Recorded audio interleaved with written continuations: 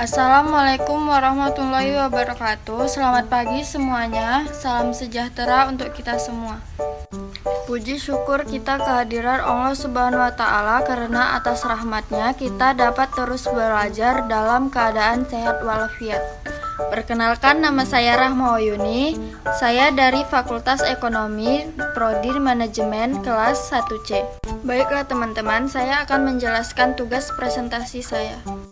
Materi presentasi saya ialah menulis karya ilmiah.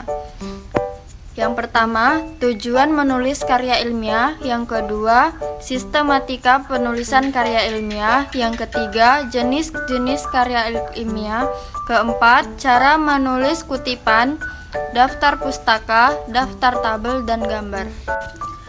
Langsung saja kita masuk ke materi selanjutnya, yaitu tujuan menulis karya ilmiah.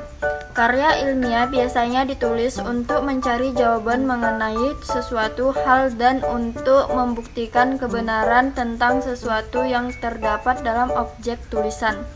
Tujuan utama penulisan karya ilmiah adalah untuk melatih penelitian, berpikir kritis, komprehensif, dan mampu mengembangkan ilmu pengetahuan. Selain itu, karya ilmiah juga memiliki tujuan lain seperti yang pertama, karya ilmiah bisa menjadi wahana untuk melatih ide. Yang kedua, menjadi wahana transformasi pengetahuan antara sekolah dan masyarakat. Yang ketiga, untuk membuktikan pengetahuan dan potensi ilmiah yang dimiliki oleh siswa. Yang keempat, pembuktian dalam menghadapi dan memecahkan masalah. Dan yang kelima, melatih keterampilan dasar dalam melakukan penelitian. Selanjutnya, saya akan menjelaskan jenis-jenis karya ilmiah. Yang pertama, makalah. Makalah merupakan karya ilmiah yang menyajikan sebuah masalah yang menyelesaikannya mengandalkan berbagai macam data yang ada di lapangan. Karya ilmiah bersifat empiris dan juga objektif. Yang kedua, artikel. Artikel merupakan karya ilmiah yang memuat pendapat subjektif pembuatnya mengenai sebuah peristiwa ataupun masalah tertentu. Yang ketiga, skripsi. Skripsi merupakan karya ilmiah yang dibuat oleh mahasiswa untuk memperoleh gelar sarjana yang berisi pendapat berdasarkan teori yang telah diterbitkan sebelumnya. Yang keempat, kertas kerja. Kertas kerja pada dasarnya sama dengan makalah, namun dibuat dengan analisis yang lebih mendalam dan tajam. Yang kelima, paper. Paper adalah sebutan khusus untuk makalah di kalangan mahasiswa dalam kaitannya dengan pembelajaran dan pendidikan sebelum menyelesaikan jenjang studi diploma S1, S2, atau S3. Sistematika penulisannya juga sama dengan artikel dan makalah. 6. Tesis. Tesis adalah karya ilmiah mahasiswa untuk menyelesaikan program studi S2 atau pasca sarjana yang bersifat lebih mendalam dibandingkan skripsi. Tesis mengungkapkan pengetahuan baru yang didapat dari penelitian secara individu. Yang ketujuh, disertasi. Disertasi diperuntukkan mahasiswa program S3 atau meraih gelar doktor atau DR yang mengemukakan analisis yang dapat dibuktikan oleh penulis berdasarkan data dan fakta sahih atau valid dengan analisis yang terperinci.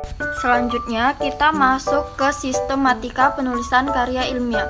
Sistematika penulisan karya ilmiah secara umum terdiri dari judul, identitas penulis, abstrak, kata kunci, pendahuluan, metode penelitian, pembahasan hasil penelitian, kesimpulan, daftar pustaka.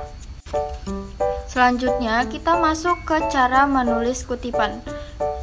Cara menulis kutipan terbagi menjadi dua. Yang pertama, kutipan langsung. Cara menuliskan kutipan langsung.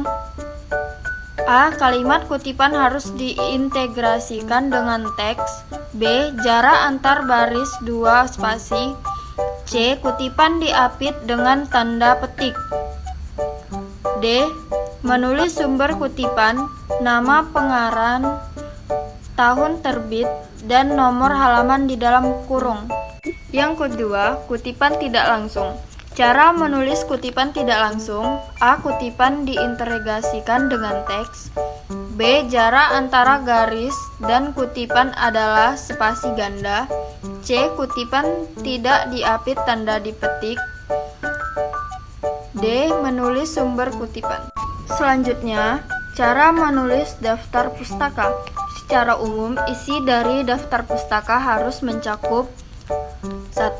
Nama penulis, 2. Tahun terbit, 3. Judul karya, 4. Nama kota dan organisasi, badan, perusahaan yang menerbitkan, 5. Tanggal salinan diterbitkan, 6. Nomor halaman sumber atau jika merupakan bagian dari volume multisumber. Contoh daftar pustaka: Zainab Siti 2013 Komunikasi Masa Sebuah Pengantar Manajemen Komunikasi, Sidoarjo Zifatama Publishing. Yang terakhir, cara menulis daftar tabel dan gambar. Tabel dan gambar diberi nama dengan huruf besar di awal kata.